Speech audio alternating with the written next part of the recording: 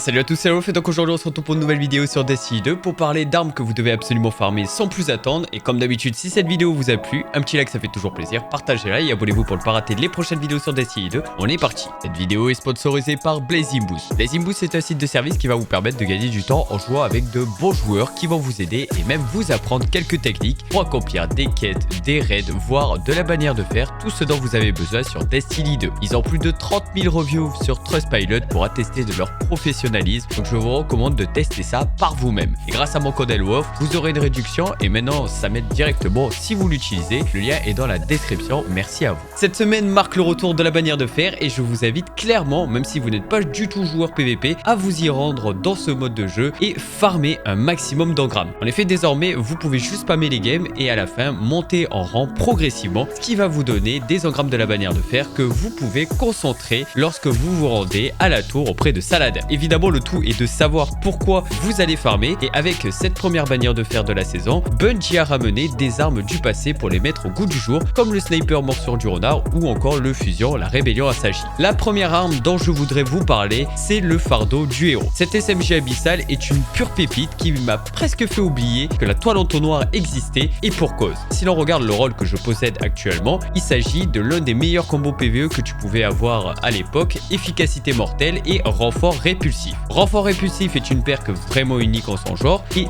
très forte car le fait d'éliminer une cible qui subit un malus abyssal comme volatile par exemple, et lorsqu'on regarde notre artefact, celui-ci se trouve en permanence actif s'il est au préalable débloqué. Avec ce mode d'artefact et cette perque, on a donc en notre possession une SMG qui va nous donner en permanence un surbouclier, ce qui est tout bonnement incroyable. Or j'ai bien dit que l'on pouvait l'obtenir par le passé car lorsque l'on regarde les nouvelles perques disponibles sur cette SMG, renfort répulsif a donc disparu et vous ne pouvez plus la drop avec cette perque. Toutefois, efficacité mortelle est toujours bien présente, qui va vous permettre d'augmenter votre vitesse de rechargement pendant une courte durée proportionnelle au nombre de kills effectués, car il s'agit du 900 coups par minute et il va falloir vite recharger l'arme, surtout quand son chargeur se trouve autour des 28 balles en moyenne, ça part très vite. Ceci étant, il faut donc trouver une perque qui va venir remplacer renfort répulsif et qui sera tout autant efficace, appréciable et pourquoi pas la perque munition déstabilisante. Lorsque vous allez éliminer un ennemi, à sa mort il va tout simplement exploser et rendre volatile tous les ennemis autour dans un rayon de 6,50 m. Vous pouvez voir ceci comme lorsqu'un titan rend volatile un ennemi et que ceci peut se propager en chaîne. C'est la première primarie actuellement sur le jeu qui peut run avec cette perque unique, donc il ne faut surtout pas passer à côté de celle-ci. Avec le mode d'artefact actuel, c'est encore plus fort que ça l'est déjà, au point où vous pouvez simplement regarder les ennemis exploser les uns après les autres sans vraiment tirer plus de balles que ça. D'ailleurs, cet effet volatile impacte la perque efficacité mortelle pour notre plus grand plaisir et donc vraiment recharger extrêmement vite. Cependant, le but est de tout de même avoir une arme qui est forte actuellement, certes, notamment grâce au mode d'artefact, mais qui peut perdurer dans le temps et c'est pour ça que la perque munition déstabilisante est là pour ça, car vous allez pouvoir continuer à l'utiliser même après que cette saison soit passée, notamment avec une doctrine abyssale et en tirer un maximum de bénéfices en démobage massif alors qu'il s'agit simplement d'une SMG légendaire, rien de plus. L'un de mes kiffs avec cette SMG, c'est l'une des raisons qui va me pousser à farmer cette bannière de fer, c'est avec le build du chasseur perma invisible et son torse aubert du Gerfo. Avec ce torse ainsi que l'aspect bourré élégant, vous ne pourrez plus manquer de démobage et de survivabilité dans n'importe quelle activité, à n'importe quelle difficulté. Soyons très honnêtes, si un jour Bungie décide de mettre aussi bien renfort répulsif ainsi que munitions déstabilisantes sur deux colonnes différentes et surtout sur une même arme, on aurait clairement un combo de perks ultra broken car tu pourrais être en perma invisible, être en perma sur bouclier, donc potentiellement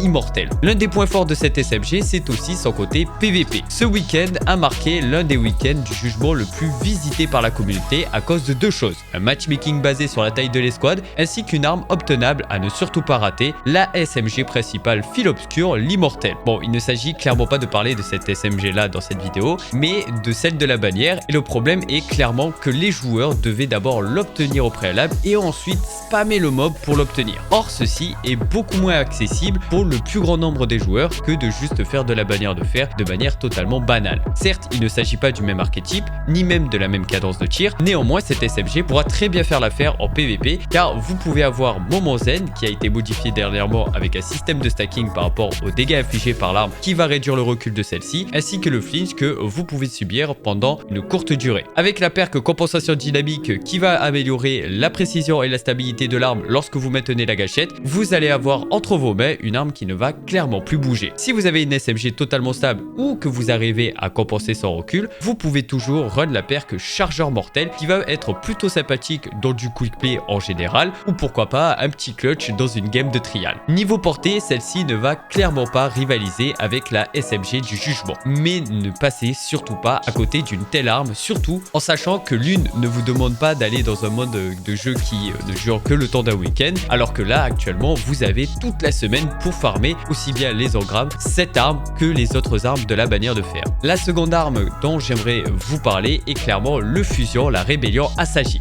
Avec les nouvelles perks potentielles, ce fusion est clairement un des fusions à avoir aussi bien pour du PVP et un peu du PVE. En effet, les perks un peu inutiles qu'ils pouvaient avoir par le passé ont simplement été remplacés, disparus, supprimés sur le perk pool par des perks top tier pour un fusion comme réserve à impact élevé par exemple ou encore plan de secours. Plan de secours est selon moi l'une des meilleures perks que tu puisses espérer avoir sur un fusion à impact élevé comme c'est le cas du rébellion Assagie. Grâce à cette perk, vous pouvez utiliser votre primary et ensuite switch sur votre fusion et activer la perk qui va vous donner un temps de chargement réduit et augmenter son maniement pendant un court instant parce que vous avez switché sur cette arme. Évidemment, cette perk ne va pas satisfaire les personnes qui ont tendance à d'abord utiliser leur fusion et ensuite la primary. Je vous avais parlé à l'époque du fusion Glacioclasme qui a la même vitesse de charge et contrairement à lui, celui-ci ne peut pas run avec plan de secours, ce qui fait de ce fusion, malgré qu'il soit un fusion à impact élevé, reste tout de même très dominant, voire peut-être un S tier. Avec ceci, vous pouvez avoir dans la première colonne tir désinvolte qui est très clairement une perk sous-cotée et sous-utilisée quand tu sais que le fait de faire un kill avec votre arme va te donner une amélioration de la portée, de la stabilité et de la précision lorsque vous tirez à la hanche. Le combo plan de secours et tir désinvolte est juste parfait car vous allez dans un premier temps jouer avec votre primary, un revolver, un éclaireur et j'en passe. Vous allez switcher sur votre fusion qui va activer la perk plan de secours, vous faites un kill, ce qui va activer la perk tir désinvolte et vous allez ainsi enchaîner sans vous rendre compte que vous avez un pompe entre les mains mais version fusion qui va map à plus de 25 mètres. Or, il est possible que vous n'êtes pas du genre à run en premier une primary et ensuite votre fusion, mais plutôt directement jouer l'arme et ce que je peux comprendre. La perk échauffement réussi sera donc tout indiqué car vous allez compenser votre vitesse de charge qui est de 960 car après chaque kill, la vitesse de charge sera réduite de 37% qui est totalement insane et ça pendant 6 secondes pour la première activation et vous allez ajouter 4 secondes pour chaque kill jusqu'à un maximum de 20 secondes d'activation de cette perk. Vous aurez alors une vitesse de charge de 600 environ alors que vous avez la force d'impact d'un fusion à impact élevé à 960. C'est totalement indécent comment c'est pas légal. Par contre, toutes ces perks dans la majorité demandent de faire un kill au préalable pour être actif ou du moins avoir un impact positif sur votre gameplay. Ce n'est peut-être pas si simple pour tout le monde, c'est pourquoi la perk sous pression est clairement un choix à privilégier. Vous allez avoir une meilleure stabilité et une meilleure précision plus votre chargeur se videra, en sachant qu'en PVP vous commencez tous les rounds, toutes les parties avec